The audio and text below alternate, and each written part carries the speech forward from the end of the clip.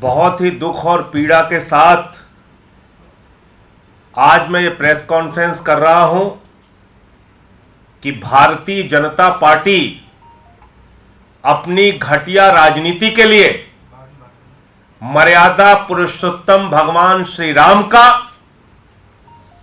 भगवान बजरंग बली का, माता सीता का खुलेआम पूरे देश में अपमान करवा रहे हैं।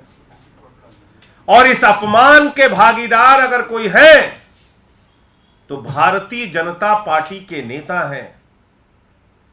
मर्यादा पुरुषोत्तम भगवान श्री राम, माता सीता, भगवान बजरंग बली, जिसका नाम लेते ही हर हिंदू का सर झुक जाता है, जिसका नाम लेते ही आदर भाव से हर हिंदू का सर नतमस्तक हो जाता है, ऐसे भगवान श्री राम का, माता सीता का, भगवान बजरंग बली का अपमान एक फिल्म बनवाकर भारतीय जनता पार्टी के लोगों ने किया।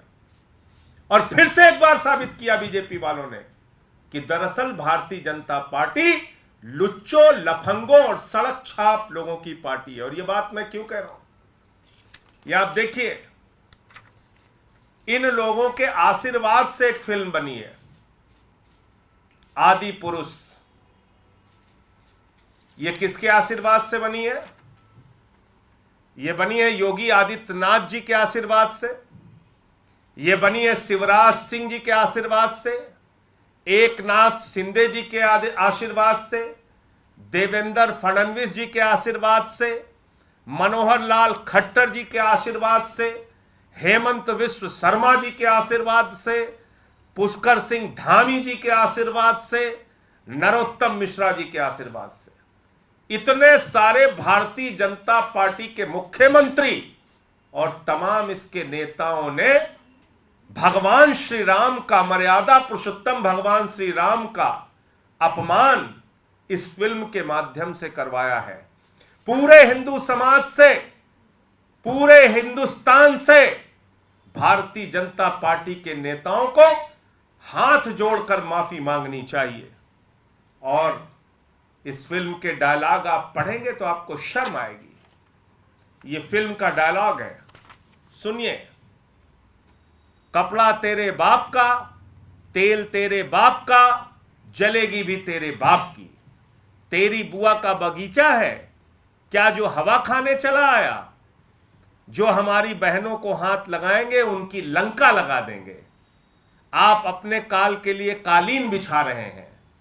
मेरे एक सपोले ने तुम्हारे शेषनाग को लंबा कर दिया, अभी तो पूरा पिटारा भरा पड़ा है। यह डायलॉग है मर्यादा पुरुषोत्तम भगवान श्री राम के नाम पे बनी फिल्म का। यह डायलॉग है, यह डायलॉग है। ऐसी फिल्म को इतने सारे बीजेपी के मुख्यमंत्री मान्यता दे रहे हैं।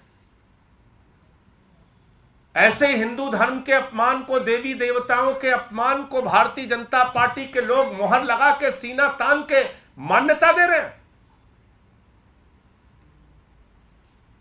पूरे देश से जेपी नड्डा जी को, नरेंद्र मोदी जी को और भाजपा के इन तमाम नेताओं को माफी मांगनी चाहिए। हिंदू धर्म की भावना को आहत करने का काम किया और फिर से एक बार साबित किया है बीजेपी ने कि दरअसल वो लुच्चे लफंगों की पार्टी है और धर्म में भी लुच्चई और लफंगई की भाषा का इस्तेमाल कर रहे हैं। हिंदू धर्म को बदनाम करने का काम इस फिल्म के माध्यम से कर रहे हैं। एक सीन इस फिल्म में दिखाई गई, कह रहे हैं वो सीन कल्पना के आधार पर है। तुम कल्पना के आधार पर देवी देवताओं के बारे में कुछ भी दिखा सकते हो।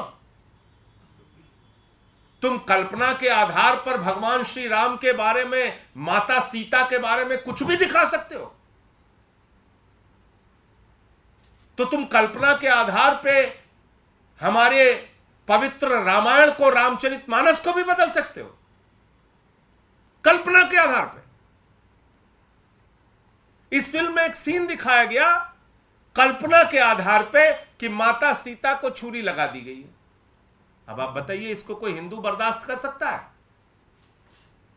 मैं तो बीजेपी के समर्थकों से भी कहना चाहता हूं, हाथ जोड़कर, जागिए और पहचानिए कैसे लोगों के पीछे आप लोग चलते हैं।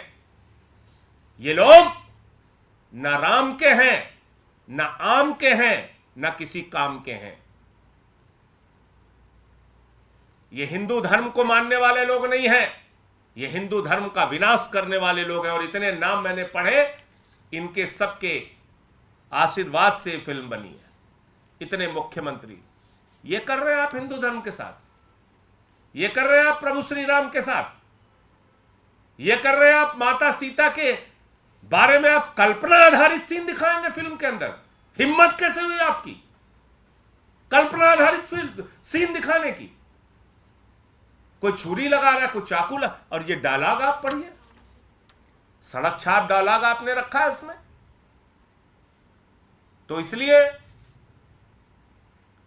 इस फिल्म को लेकर जो काम बीजेपी के लोगों ने किया है वो हिंदू धर्म का घोर अपमान है, मर्यादा पुरुषोत्तम भगवान श्री राम का अपमान है, भगवान बजरंग बली का अपमान है, और साथ ही साथ ये पूरे हिंदू समाज और हिंदू धर्म का अपमान है।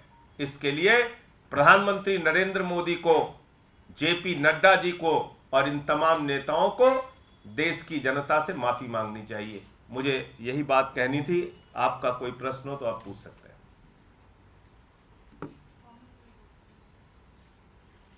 अभी उसका तो ड्राफ्ट आने दीजिए, अभी तो कुछ आया नहीं। इसमें जो फिल्म मेकर्स हैं और जो जिन्होंने डायलॉग लिखे हैं मुंतशिर शुक्ला, उनका ये कहना है कि आज की जनरेशन के हिसाब से समय के साथ साथ भाषा बदलती है, इसलिए उन्होंने क्रिएटिव लिबर्टी को लेते हुए इस तरीके से संवाद लिखे हैं। तो आज की आम भाषा में तो बहुत सारे लोग गाली गलौज का भी इस्तेमाल करते हैं, तो क्या धर्म में आप इसकी छूट दे सकते हैं?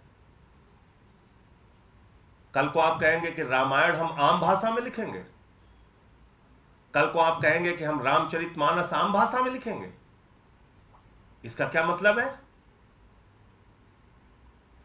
मतलब आप प्रभु श्री राम के नाम पर एक फिल्म बना रहे हैं, उसमें आम भाषा का इस्तेमाल करेंगे आप। तो आम भाषा में तो लोग गाली गलौज का इस्तेमाल करते, तो आप गाली गलौज का इस्तेमाल करेंगे फिल्मों में,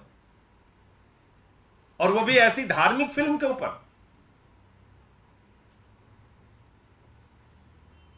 और इसके पापी, इसका गुनाह करने वाले, इस पाप में शामिल जो लोग हैं उनके नाम मैंने पढ़ दिए। इसमें पूरी की पूरी भारतीय जनता पार्टी शामिल है।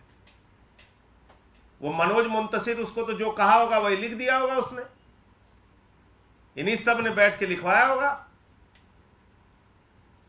मनोज मुंतशिर का एक तर्क यह भी है कि वाल्मीकि रामायण संस्कृत में है, तुलसीदास जी को लिबर्टी मिली, उन्होंने दूसरी भाषा में लिखी, तो ऐसी ही लिबर्टी मुझे भी चाहिए।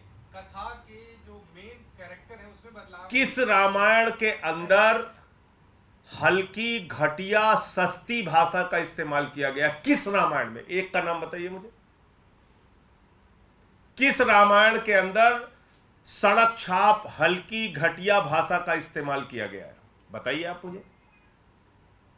और मैंने तो आपको कहा ना कि क्या कल्पना के आधार पर आप माता सीता के बारे में, प्रभु श्री राम के बारे में कोई दृश्य दिखा सकते हैं क्या? उस फिल्म में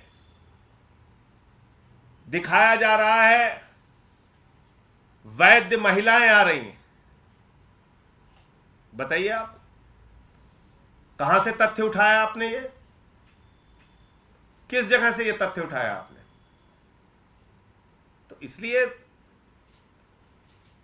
मैंने आपको फिर कहा कि भारतीय जनता पार्टी का ना तो हिंदू धर्म में कोई यकीन है, ना प्रभु श्री राम को ये मानते हैं, ना इनका रामचरितमानस और रामायण से कोई लेना देना है।